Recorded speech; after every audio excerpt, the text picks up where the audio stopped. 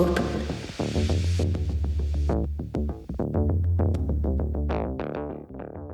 After Intervention's day of hell and the elimination of the masked man, chaos settled down for a season. That didn't mean it had thrown in the towel. Regulation was beginning to account for the role of the eye and leaned on Intervention to do as it once had in the very early days of the agency. There was more violence, more need for response than ever. However, the scale of the problem remained smaller, contained. A pattern had emerged in Intervention's routine. There were no days off. On a typical day, Intervention would respond to a rather large, if conventional, crisis. X-Tech was used in abundance and always seemed to minimize the damage without totally preventing it. After the excitement, there was a briefing at the shed, always in the large conference room. They continued to have perplexing debates. Things were changing. X-Tech was involved, but no one could wrap their head around it. At least, it didn't seem as if the world was ending yet. Tesfaye and Barnes, however, had lost patience with each other.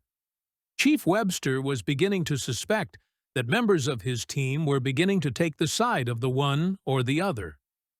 On yet another typical day at the shed, a call came in. Marquez had emerged from his rabbit hole with papers in hand, thrusting them on an analyst's desk in the middle of the rat's nest. Dozens of ears perked up. "He's back," was all Marquez needed to say. There was a flurry of activity. Neckties soared like kites as analysts dodged each other in the aisles between desks, and papers flew through the air as people crashed into each other.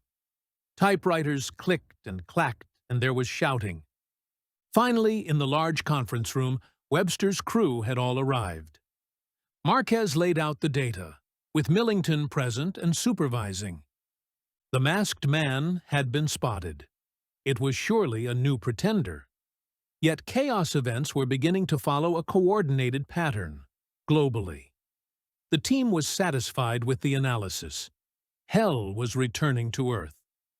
The masked man, now as he had been before, operated mostly within the eye's blind spot, but his existence drew its frantic attention. It had emerged that in the new normal, regulation had begun to grow dependent on the eye, not just for suppressing violence, but to support its mundane responsibilities. When the masked man, or rather his successor, emerged, and the eye became distracted, while searching for his activities in vain, trains would collide.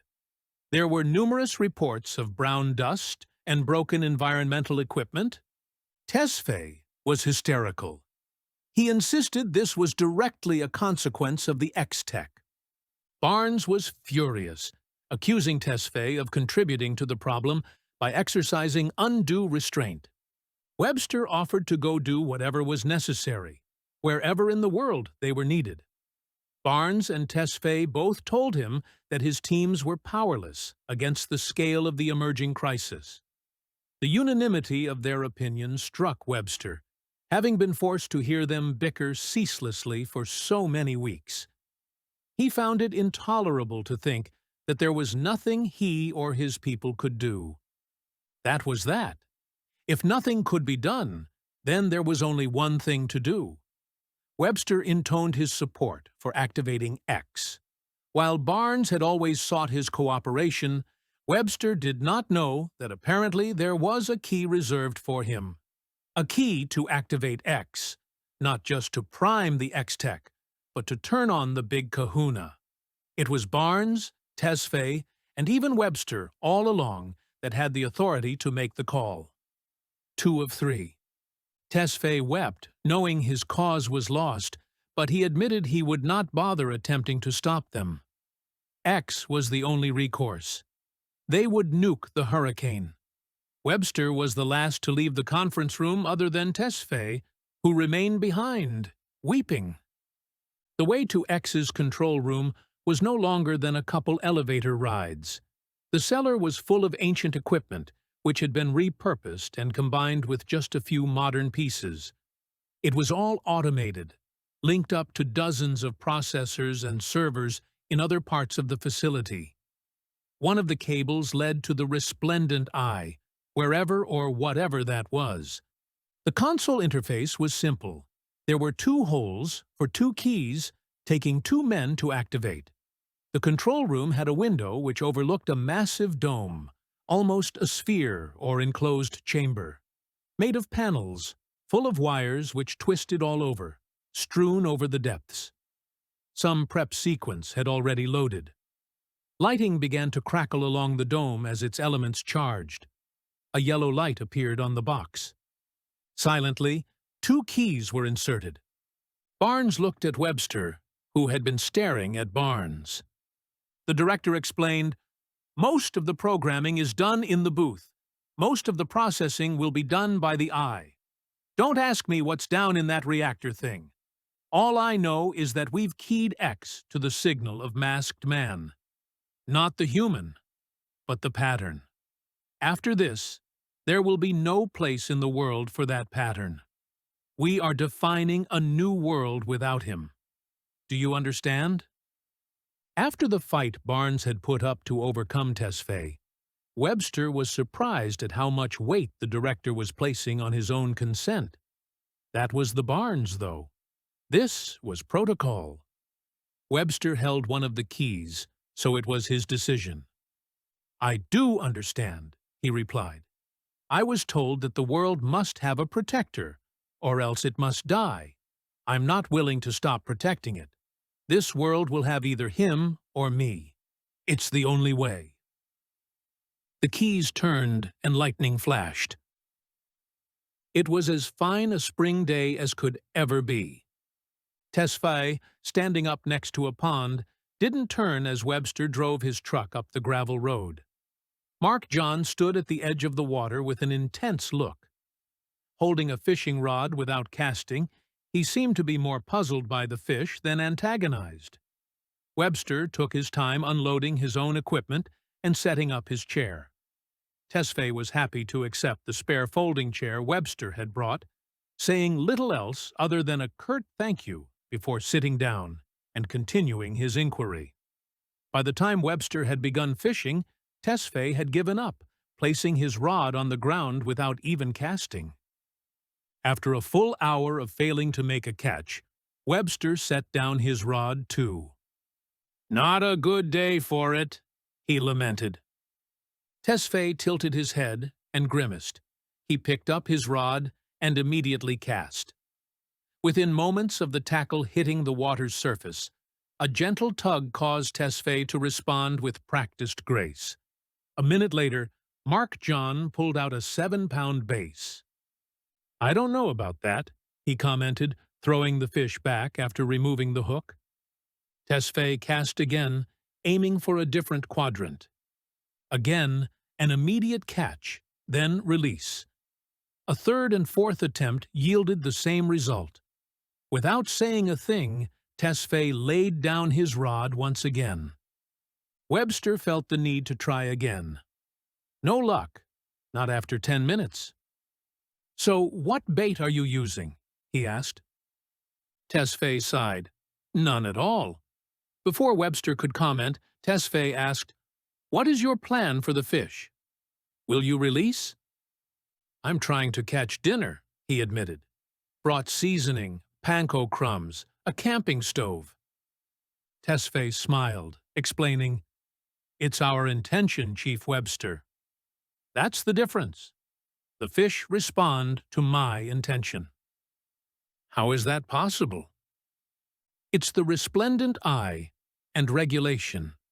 The fish stock is perfectly balanced. I assume that my intent is consistent across the majority of universes. The fish are happy to reward me."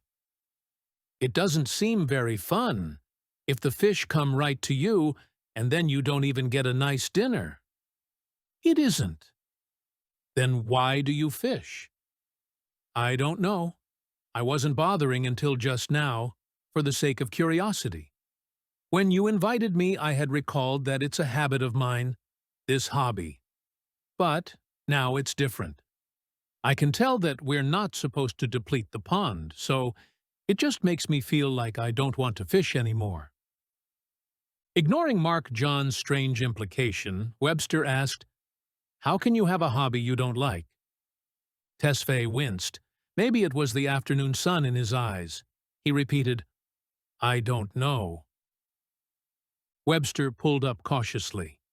He tugged hard on the parking brake to make sure his truck would remain in place. He was always nervous when he visited Serrano. He felt that one day she would snap, rage at him for invading her personal life, even though she had invited him to meet her family. It was a feeling he had always had, and it was a strange one. Lieutenant Serrano had always been very welcoming to Webster when it came to her home life, and yet that felt unlike her. Serrano's nest home featured the standard 3 bunk rooms for men, women, and children, plus the guest bedroom. It, like the carbon-copied homes in the gated community, had the 2 gender-separated wings and the middle vault connecting them. It was windy outside. The neighborhood was built on the roof of a 50-story residential mesa. There was a whole city beneath them. The ground at their feet, the grass and trees, disguised the truth. The lieutenant's nest family was wealthy. They were average-sized, 5 women and 3 men. Each man had been allowed 1 artificially inseminated child. The remaining 10 children were adopted from various harems. This way of living, which had been a part of the culture for over a generation, was something Webster never quite felt comfortable with. He had only had his 1 mother and 1 father, and was conceived the natural way. Maybe that's why he was hoping for an old-fashioned family of his own someday. The doorbell sang a pleasant melody, and a 12-year-old girl opened the door while 2 5-year-olds peeked out from behind her. "Chief Webster!" she shouted, elated. One of the younger girls ran off to share the news, and Webster could hear the patter of her feet echoing from other rooms. He smelled mole and beans, maybe corn. "Come in, you," Cynthia greeted him, reaching out to offer a hug. She was porcelain by complexion, delicate in structure, with large lips and air of great intelligence. Webster only smiled as he entered. An unseen child had been behind the umbrella box and closed the door behind him. "Fishing again?" Cynthia asked, before Webster could offer any courtesies. "What makes you say that?" he replied. "The cuts on your fingers from the hooks. I swear, don't you have a first aid kit out there with you?" "I do, but honestly, Cynthia, it's not really an injury." "It can still get infected. Just a moment," she scolded, running off. Chief Webster, the 12-year-old, Monica, tugged at his pant leg. "I've been practicing my trampoline. I can do 2 flips now before hitting the bottom." "2? You're kidding? 2 whole flips? I don't believe you," he teased. "No, really, I can." "Come on," she pulled on his leg. "I'll show you." "Mija!" Serrano's voice boomed from the hallway, and her iron frame followed. "Leave the chief alone!" Knowing what's best for her, Monica ran off. "Kids love you? You sure you don't want to start a harem? I'll fund you. I'm pretty sure a couple of my nest wives would even join," she proposed, winking teasingly. "Haven't changed my mind, LT. You know I'm waiting for my one and only." "I'd say you're old-fashioned," she smirked, "but you're more like a dinosaur." Cynthia had returned with the med kit. She beckoned for Webster's hands and began treating them with a skin detergent. "It's so amusing," she began, addressing Serrano. "I am treating the 2 of you constantly for little scrapes and bruises. I swear you get damaged more during your boxing and training than you ever have on the job." "Isn't that a good thing?" Serrano inquired. Cynthia was applying the quick-dry med gel with the kit's pen. "Oh, I'd never let you be a cop if I thought you'd get hurt on the job. It's just that my colleagues think it's just the most amusing thing. A cop for a nest wife, like out of a 21st century show. I like telling them about all the dangerous fishing and rope-climbing missions you have. Serrano's firm but stoic demeanor rippled. Webster thought he saw a glimpse of rage, but it fled as quick as it came. "Chief?" Serrano asked as Cynthia packed up the meds. "What's the occasion? Any business to attend before I withdraw my protection and leave you to the Ninos?" "I just had a gut feeling. Something spooked my instincts today. Can't say what. Wanted to check in on you. And Cynthia." He had waited until the latter had left earshot. "Sounds ominous. Should I be worried?" "I don't think so. It was just a feeling. Like a follow-up. Cynthia and I have been fine. Is there something else you're not telling me?" "No," Webster spoke truthfully, but it felt like he wasn't. "Maybe. Let's just have a heart-to-heart. About work, life. 30 minutes. I bought some real coffee, not that cube crap they sell in the blocks. Don't waste it on me. We can chat any time." "I mean it. Let's indulge." Serrano shrugged. She was the type who only picked fights when it really mattered. A few minutes and threats against children later, and Webster had his private chat with his number two. "It is good. So good," she said of the coffee. "It's my pleasure," he offered, asking, "So you really are okay?" "Seriously, Chief, I am. We all are. Other than the brats picking fights with each other, never doing their chores, not doing their studies. What else is new? Is everything all right with you?" "Sure, I'm the same." It felt like a confession to admit as much, but same was better than worse. "It's just I met with Mark John Tesfaye earlier today." "Fishing?" "As always." "Don't tell me you used an AIV to move your truck between social engagements." "The crews need the training hours." "How is Dr. Tesfaye?" Webster grew uneasy simply from trying to formulate his thoughts. "He's fine," he said, "but I think he's an unhappy man. He has a burden, or a darkness of some kind." "That's the sort of man he is. Coming in months ago, all in a panic about," she whispered, "that X business. Glad he's calmed down." "Yes, aren't we all?" Webster barely managed the joke. "Isn't it strange? What was he worried about? When he first was attached, he was up in arms over X, as if we were right at the brink, as if he was pulling our arms back from pushing the button." "Not sure what to say, Chief. It's a bit above my pay grade. As Director Barnes argued, we live in a world without crime as it is. Intervention would be shut down if our reports weren't so highly classified. We have no purpose. Whatever this X is, it can't be more theoretical and useless than a cop in our day and age. The chances it would ever need to be used are so low. Do we really have to worry about what it would do?" "You're right. I think Tesfaye reached the same conclusion, too. But I've never met a man who seems so deeply unsettled." "Doesn't it disturb you?" he asked. "That there really isn't any crime in the world?" "Like Cynthia said," she answered, "how could I not be happy about it? If I could only believe it.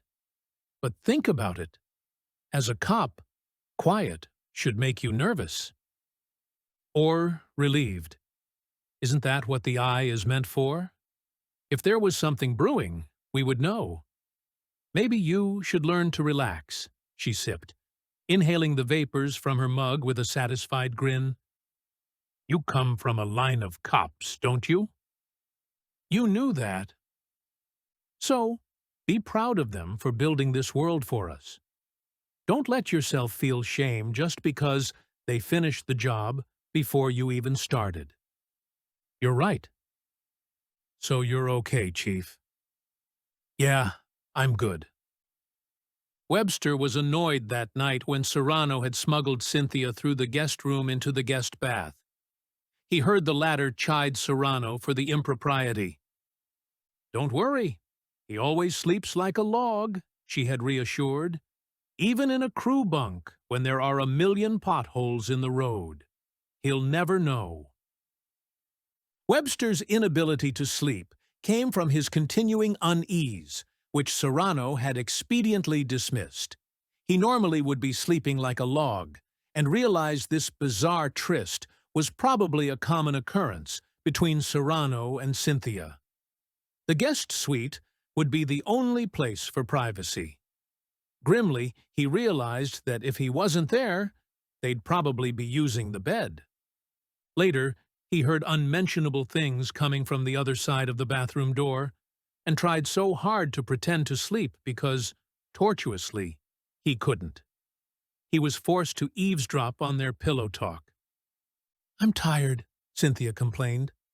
"Oh, no," Serrano insisted. "We're not done. You owe me. I need this." Here was one productive consequence of the evening. Webster realized his number two was more of a shark than he had realized. She kept that truth hidden deep, but it made sense to him. She could put up a real fight when she meant to. This might be the real her. After some uncomfortably spiteful arguments, the pair calmed. Cynthia asserted, "I just need to know that if I really didn't want to, you wouldn't ask me to." Serrano assured, "Of course, baby. If you really didn't want to, I'd never expect it. You know that." "I don't. That's the problem." "Well, it's true. I respect your boundaries, always. I just need you so badly. I need you to do things for me, to keep me alive. I'm an aggressive person. I can't change that. I need to be aggressive. I need to take what I want, to grab it. I will never ask you to do what you don't want to do, but knowing you accept me is why I love you." "I know. Aren't I why you joined my nest home?" "Our nest home. Remember our first time? Allison and Becca, too. The four of us. You were so nervous." Cynthia laughed. "I did not expect to like it so much. And the three of you thought it would be crazy to bring in other men and women. I didn't think they'd be comfortable with the four of us and our side activities." Serrano made a growling noise. At this point, Webster covered his ears with two pillows as quietly as he could manage. He had intruded on some sort of moment between two. Maybe he was at fault for suggesting something was wrong with Cynthia. Maybe it had made Serrano feel insecure. The noises drifting out of the bathroom might have titillated. Webster wanted none of it. It was a betrayal of his someday one and only to listen in. Still, such a ridiculous notion. To be in love with a woman he had met only in his dreams, holding out for a mirage. Mercifully, sleep took him shortly after. Intervention Team Alpha's officers met with the X-Task Force as usual. They were all there except Marquez, Webster, Serrano, Ansari, Director Barnes, Dr. Tesfaye, and Millington. "I'm sorry, Director, but if we don't disassemble the X device and destroy its blueprints, I'm afraid it would lead to a crisis of government," Tesfaye pleaded. "And what if something went wrong with the eye? You've read the paper on transdimensional feedback loops, the theorized dependency of our civic infrastructure on the eye?" Barnes challenged. "Theoretical. The suggestion that the eye actually harmonizes train schedules and economic planning with outcomes gleaned from other realities seems almost like lunacy. Yet, this is how the eye fights crime. Crime is specific. This is general. It's holistic. It would surely cause the same feedbacks you mentioned. Cascading chaos, madness, terrorism. Which is why we need X. We've built our whole world around regulation, and we've placed a big bet on the eye. Whatever the truth, we need to be prepared for all contingencies." "I agree," Tesfaye sounded exhausted. "It's madness.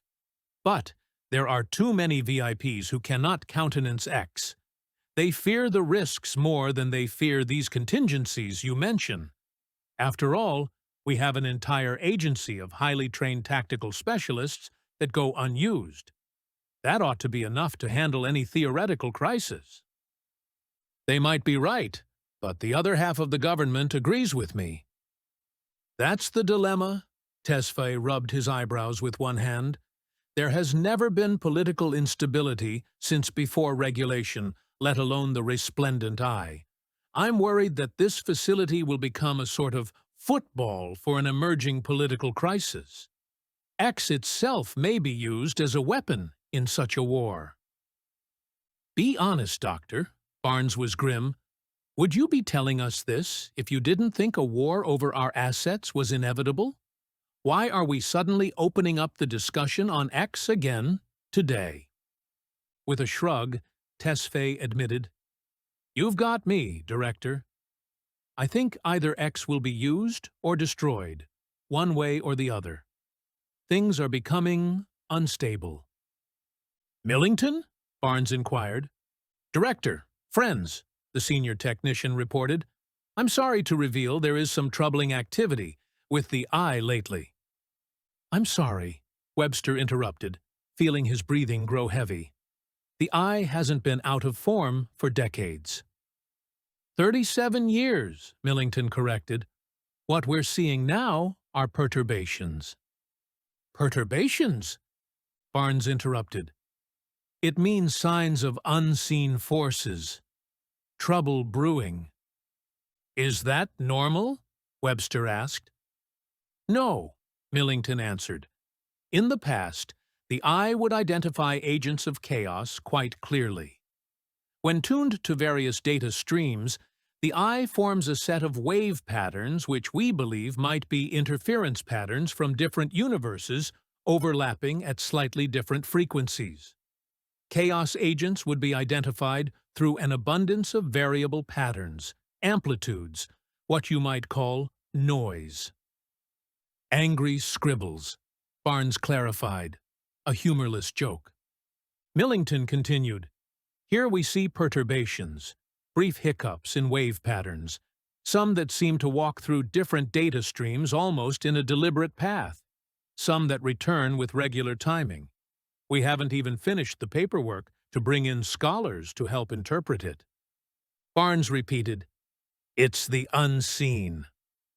"So what?" Webster asked. "What do we have to expect?" "Chaos, I imagine. Unless we act." Barnes shifted his weight. "What the eye can't see, X can act upon." "Only in theory," Tesfaye interrupted. Barnes ignored him, continuing, "Perturbations, in my view, are like a hole in the universe. Or, call it a cancer upon the universe. The eye loves order. I think it gets ornery when it sees pure chaos.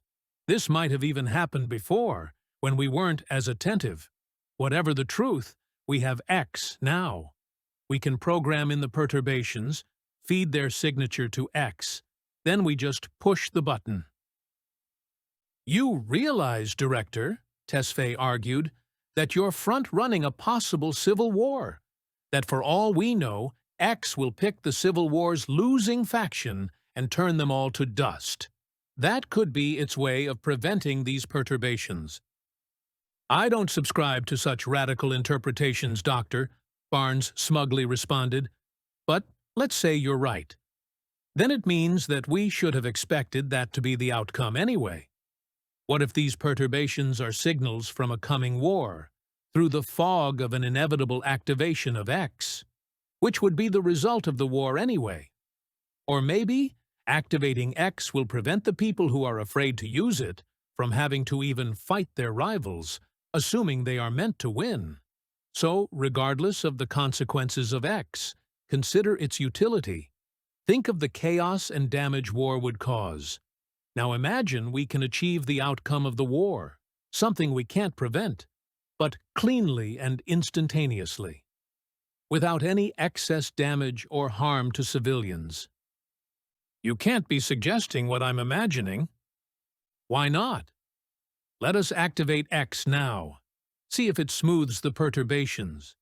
It might prevent war before it begins. We don't even know if the problem has anything to do with brewing political instability. Maybe this insistence of your allies that we dismantle X will flee their minds when they see it's harmless. And that will solve the crisis. Have you ever thought of that? Tesfaye scoffed. You'd make yourself king and decided the fate of the government? Here at Intervention, we intervene. No, politics isn't our mandate, but we've never operated within the context of any law. Our claim to justice, our legitimacy, has a unique basis. In one sense, we aren't more than the hands and arms of the universe itself. Why not use X to prevent war, even if it does alter political outcomes? It's not like we're choosing the winners or losers. Webster felt himself agreeing with the director. Nothing he said disturbed him. He was learning that something else was disturbing him. Something he still couldn't put his finger on, which made it all the more disturbing. Serrano? Webster prompted, interrupting the debate. She offered her opinion.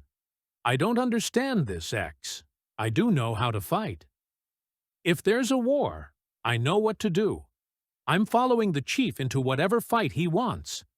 I don't see the need for X, she replied. Ansari. The chief picked the sergeant next. I can see both sides. I think I'll support whatever you choose, Chief. Millington pursed his lips. He had nothing to add. It wasn't his role. Tesfaye offered his counsel. The director is right about one thing, I'm certain. The eye is blind here because it can't see past X. It won't until it's activated or destroyed. But consider the full picture. Tesfaye's tenor grew grim, and Webster gulped. Mark John explained, maybe there's a future activation of X that's inevitable, and the eye's blindness is caused by what will inevitably be deleted. That is, what if there are people here today who won't survive X? And the eye can't make sense of the future because the present doesn't correspond to it yet. What if we have already activated X in the past? Tesfaye's strange statement was instantly comprehended by the entire task force.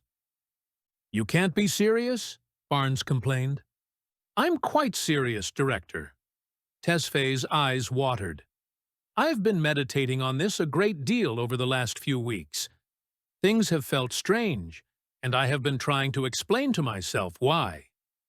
Why would we necessarily remember an activation of X? It's within the theoretical scope of the technology. Consider our situation. In the ancient literature, artificial intelligence meant a machine which could think like a human.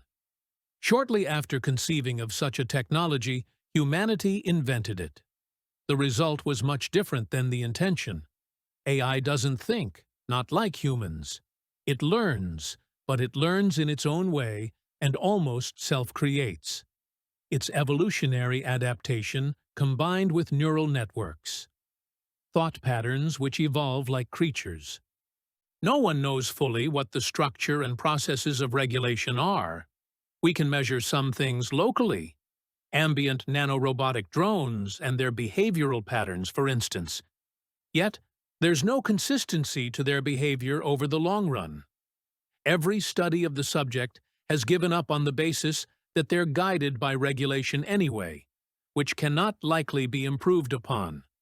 What would it matter to understand why they do what they do? Add in the technology of the resplendent eye. This feedback, back and forth, between these evolved thought patterns, across the tree of real possibility, imagine how it is influencing these patterns. It is completely, almost purely esoteric. So, what does X do? It seems it might be able to do almost anything. By using X, we are taking the wheel of a ship with a million rudders we cannot see, steering through a fog without knowing our ship's length, net weight, or anything. We aren't even sure if the ship isn't steering us. No, It's not the political implications that concern me. We simply cannot use X. I'm sure of that. It's too dangerous. I fear there has already been damage done."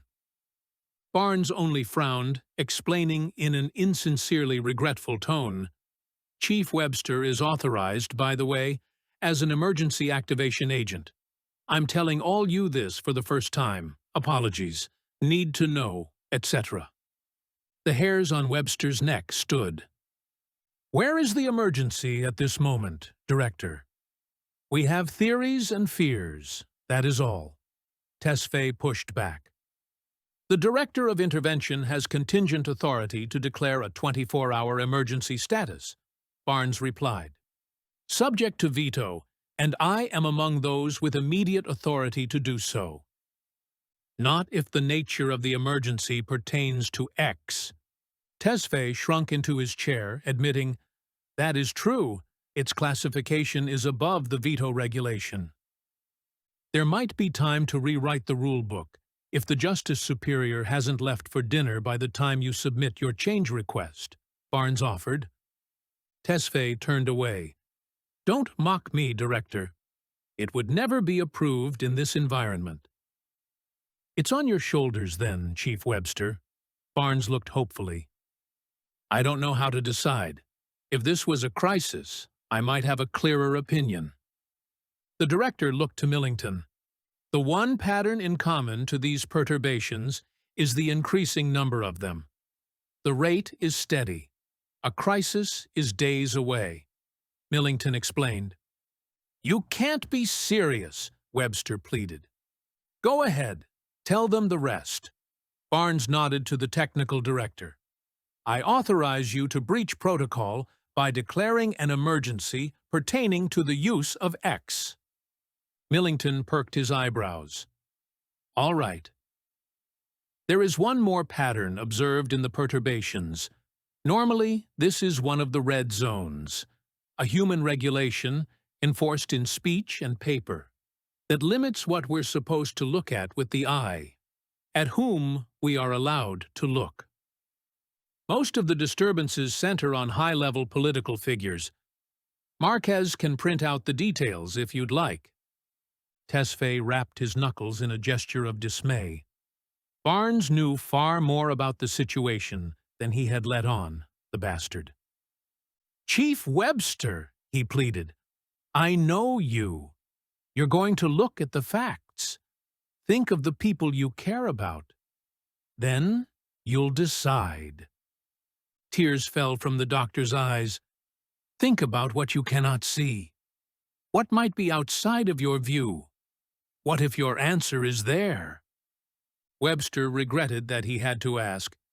"I don't follow, Dr. Tesfaye." "The eye, Chief. It only sees what it sees. What about things it might not see?" Mark John Tesfaye didn't know what else to add, and from there ceased his protests, sulking in silence. Webster spent the rest of the day considering the choice Barnes had placed on his shoulders. It was entirely esoteric, a theoretical threat, and a solution whose consequences no one could predict. "I was supposed to be a cop, not a philosopher," Webster complained. He was sitting on the bench wearing nothing but a towel around his waist. Serrano was around the corner taking her turn in the shower, grateful that Webster respected her modesty. "You're a leader," she shouted. "Don't you know how to make a choice, whatever it is?" "Is there a choice? Tesfaye is the only one who thinks we shouldn't do this, but he can't explain why. He admits that all the facts lead to this." "If he can't explain it, that's not your problem." "But I trust him. It's his gut, and it's my gut that's worried." "Sorry, Chief. It's above my pay grade," she said, turning the shower valve off. "Are you coming by this week? Monica was complaining about something she wanted to ask you. She loves when you visit." Serrano came from behind the corner with a towel around her torso, stopping in front of Webster with crossed arms. "Sure, I think I'm free, if this business doesn't keep me." Then decide fast, she winked, slapping his back as hard as she could.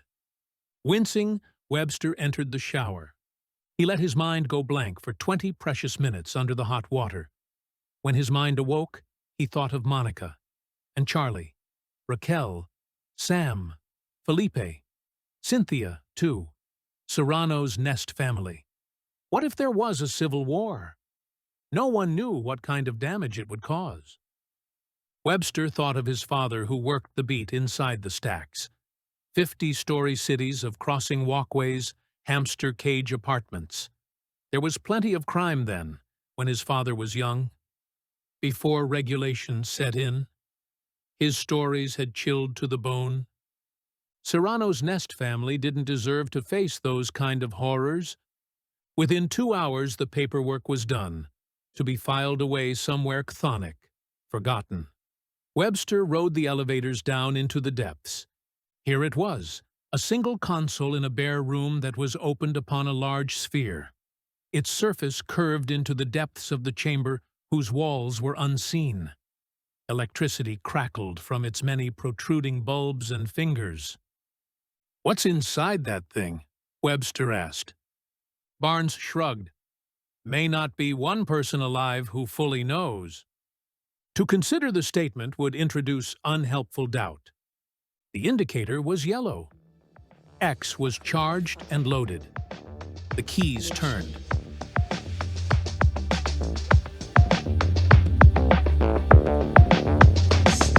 Is loot.